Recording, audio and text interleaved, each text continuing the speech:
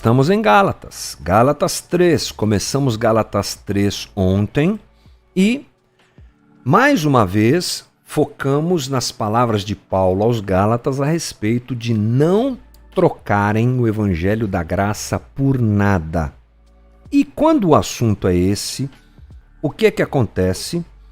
A gente pensa o seguinte: então eu não tenho que fazer o que é correto, porque quando a gente fala de graça, a frase que para mim, essa é uma opinião pessoal, demonstra muito essa coisa de como a graça funciona, é nós nos lembrarmos que Deus não nos ama mais a despeito do que fazemos ou menos a despeito do que fazemos.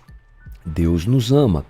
Então, dá-nos a entender uma leitura equivocada que a gente não tem que se preocupar com o que a gente faz. Um grande equívoco.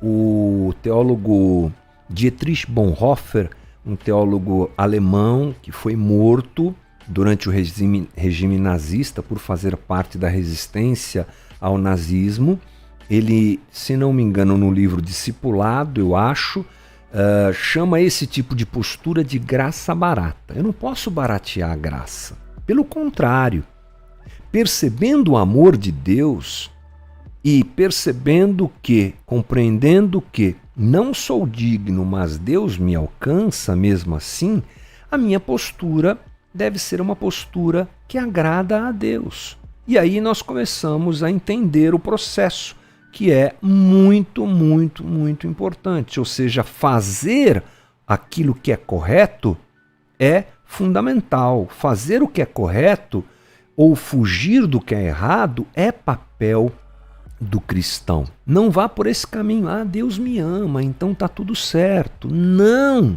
jamais. Deus me ama, por isso eu preciso fazer o que é certo. Devo viver de modo digno do Evangelho de Jesus Cristo.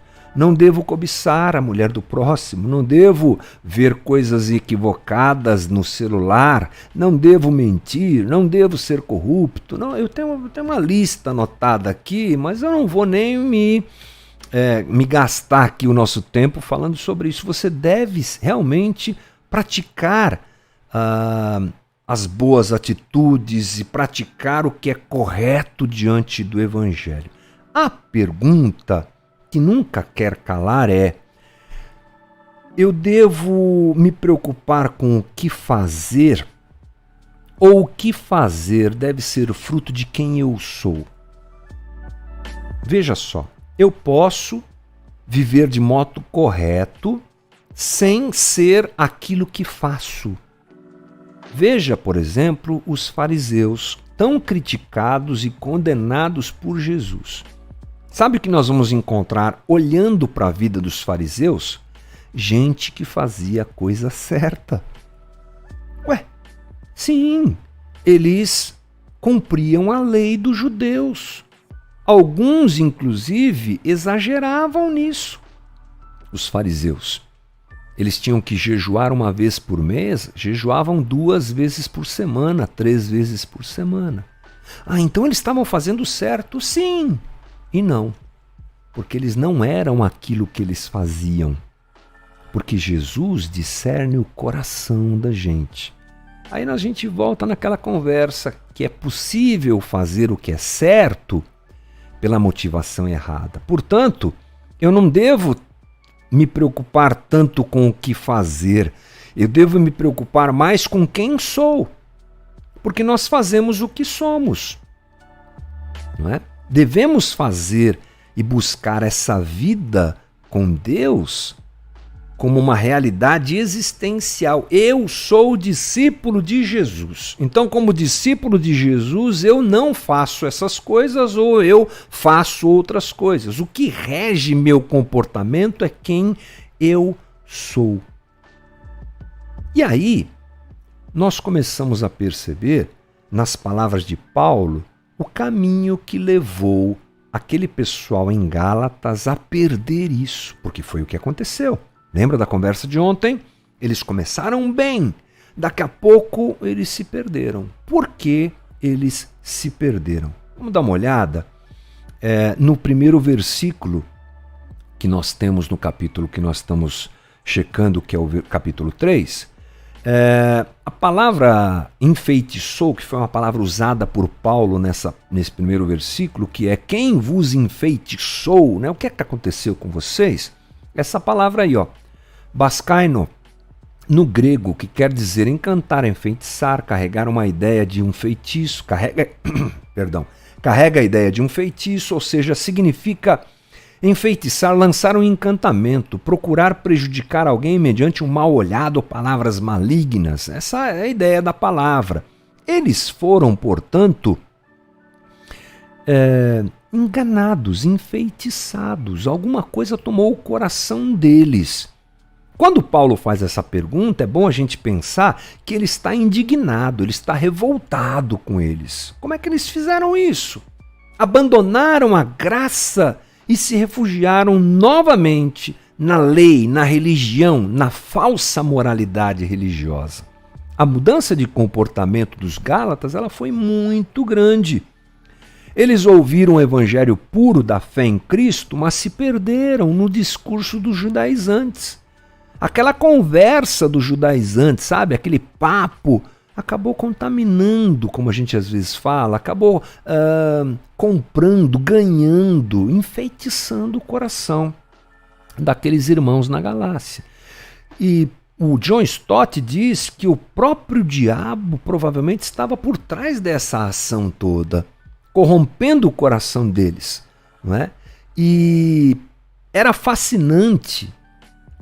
E ganhou o coração daqueles homens porque era fascinante, porque atendia demandas culturais e interiores dos Gálatas. Vamos tentar entender isso aqui, gente.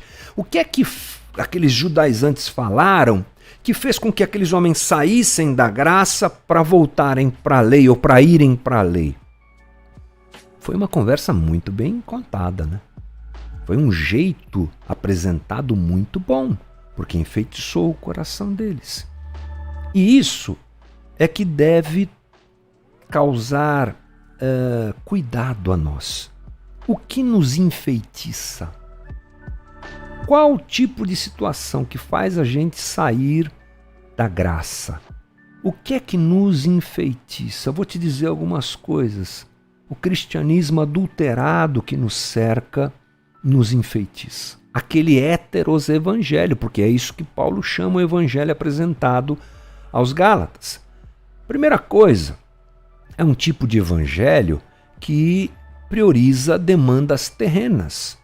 É um evangelho que apresenta sucesso, realização, conquista, vitória e respostas para essa vida como sua maior realização na vida do crente. É o evangelho que diz assim, você vai ser feliz, aqui você terá tudo, venha para a minha igreja, porque aqui você vai...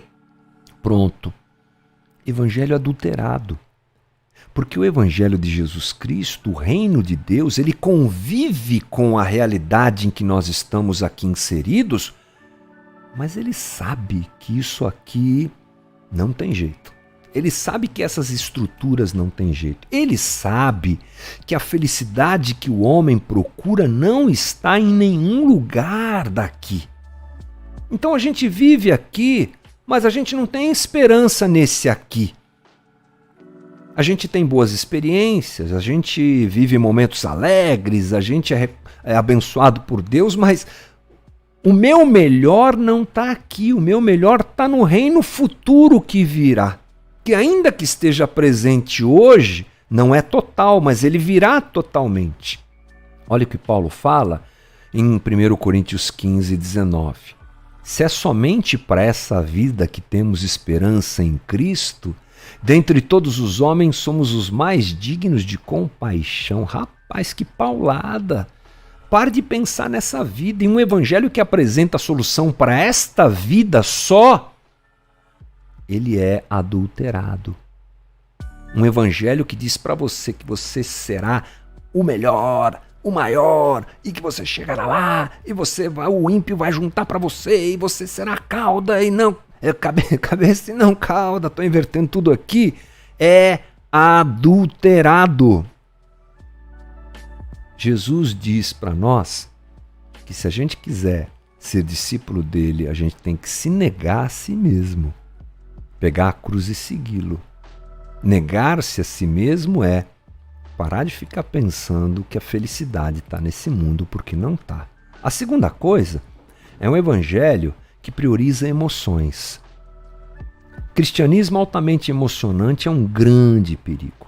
E nós vivemos na época das emoções, onde tudo é sentir, receber, ser tocado, ter experiências místicas, cair na unção, chorar, gritar, pular, urrar, imitar leão. Pronto, sair no sapatinho, voando. Que são essas experiências, gente? São experiências comportamentais, são experiências de cunho psicológico, emotivo.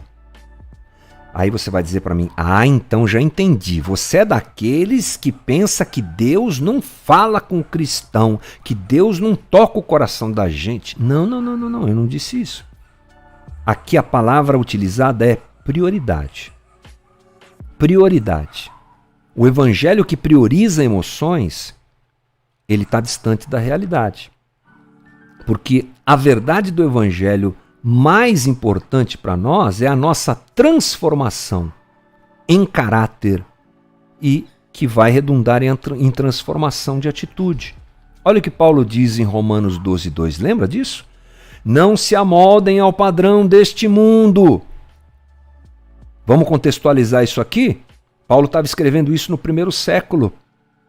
Qual era o padrão do primeiro mundo no primeiro século? Provavelmente diferente do nosso. Qual é o nosso padrão hoje? Qual é o que é mais perseguido hoje? Entre tantas coisas, o sentir.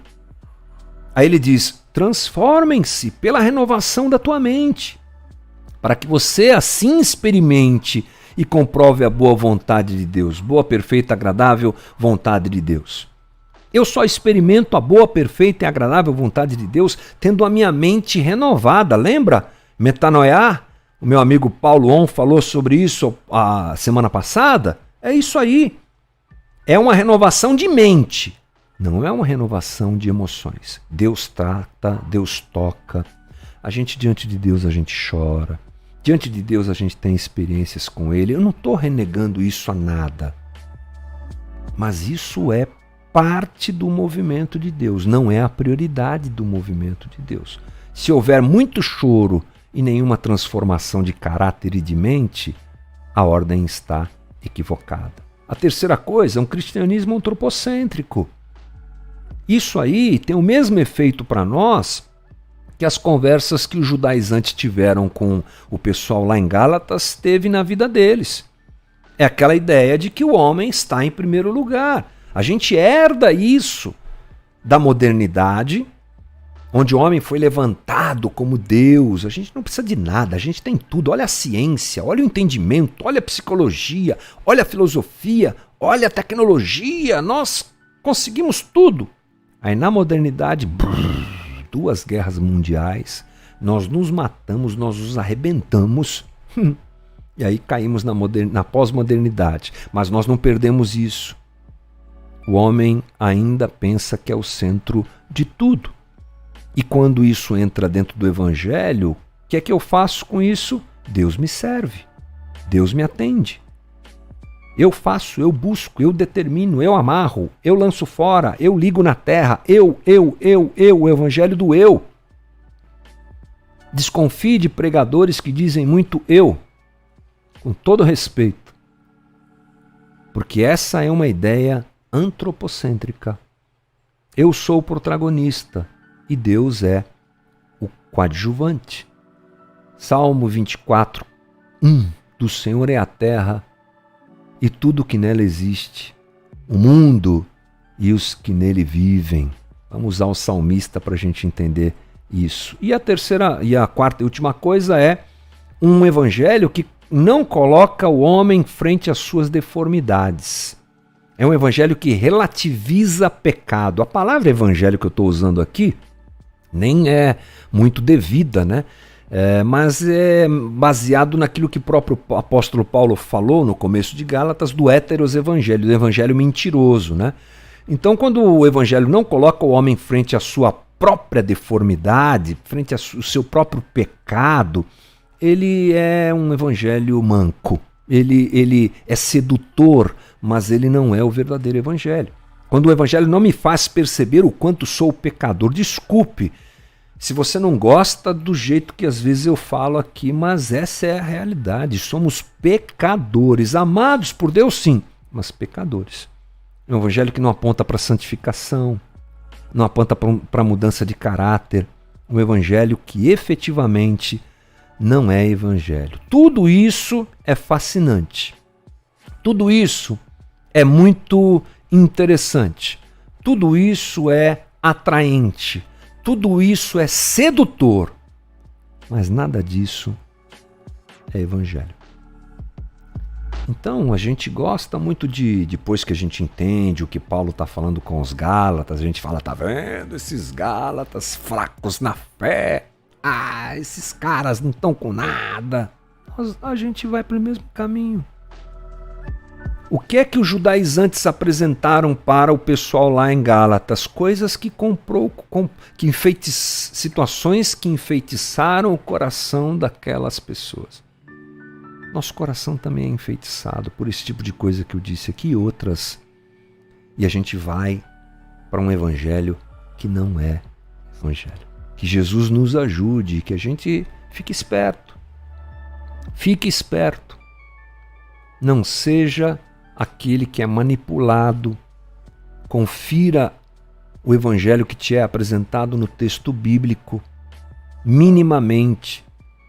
Seja uma pessoa que se educa quanto ao que é evangelho para não ser enganado.